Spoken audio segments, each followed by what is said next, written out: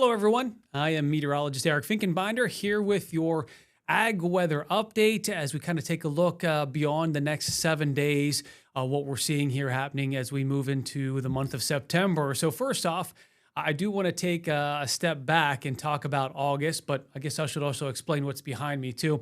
Try to keep an update on what's happening on our farm. We were a little behind on second cutting.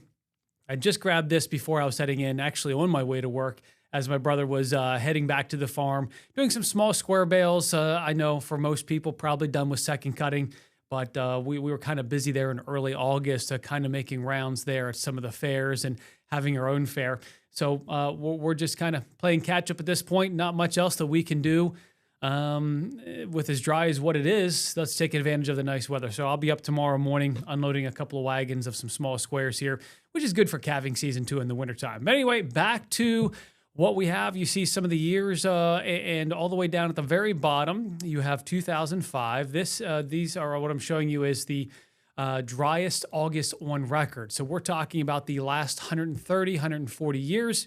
That's what we talk about on record. The driest being 1995, August 1995, a half inch of rain. So we rank about 17th, making the top 20. I'd say that's somewhat impressive when you're looking at 130 years worth of data. Now, yes, I understand some of us had more than an inch and a half of rain. Some of us had less. But as we have our main climatological location there at HIA, that was the results. And to show you the next 7 days, and you're going to notice my focus for this, it will be rain and the lack of. So we do have a line of showers that's going to be moving through Thursday afternoon, Thursday evening. If we can get a quarter, maybe a half inch out of it, fantastic. That's probably just enough to settle the dust. Then as we head into maybe Saturday afternoon, evening, there'll be a passing shower. That is from really some drier, cooler air that's going to be moving in, and that's why you notice a drop in temperatures from Saturday into Sunday. So let's go to the upper air, and I'll kind of move through this pretty quickly too, but just to kind of show you what's going on. We've been in this sort of trophy pattern. So we're getting air from Canada, sort of that dry continental air, which is keeping us very comfortable, by the way. That kind of reinforces itself as we move into the second half of the weekend. But you'll notice if you're following this low, we've got counterclockwise air movement around this low. That means we're getting southwest flow Friday into Saturday.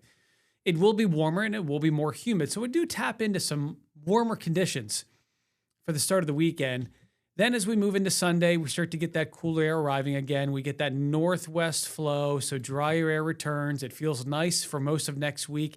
Notice we're kind of flat, maybe trying to get back into this sort of trough, weaker trough.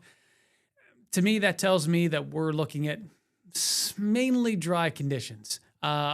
This looks a little bit more impressive across the Pacific Northwest, which tells me that we've got wetter than average conditions there for the Pacific Northwest. So that's where they're going to be seeing some of that rain. This is a newer update where it does show that maybe parts of the Mid-Atlantic could be looking at some showers. I think this is a lot of emphasis on the GFS model, which does show the potential for a slow-moving front later next week. That's talking the week of September 8th. Meanwhile, the Euro model, the European model, keeps us dry. So at this point, I would tend to favor maybe dry conditions. This is not really a significant opportunity for rain for us. But what I do agree, I think both the GFS and the Euro show that we are looking at drier, or I should say, somewhat cooler than average conditions. So the pleasant weather we had to wrap up August into September continues. This is an update from the Drought Monitor and from the Climate Prediction Center. And notice these sort of yellow shaded areas. That's indication of maybe drought development as we move into September. So this is valid for the month of September, released just a few days ago. Something we need to be watching. When you look at the tropics, we are very close to the peak of tropical activity. As a matter of fact, the next 10 days, we really should see a lot of activity. And that's sort of what's missing in this too. We do have a very likelihood of development, which is probably going to be Gabrielle in the not too distant future.